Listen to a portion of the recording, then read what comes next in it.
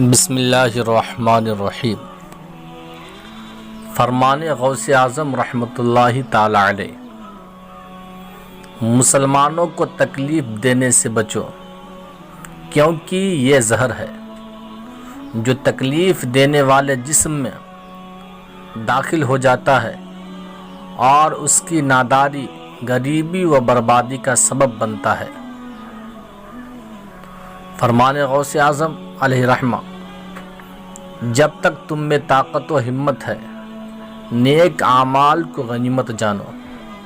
جب تک توبہ کا دروازہ کھلا ہوا ہے، اسے غنیمت جانو۔ دعا کا دروازہ کھلا ہوا ہے، دعا مانگنے کو غنیمت جانو۔ حضور غوث اعظم علیہ رحمہ فرماتے ہیں کہ ریاکار کے کپڑے پاک و صاف ہوتے ہیں اور دل نجس ہوتا ہے۔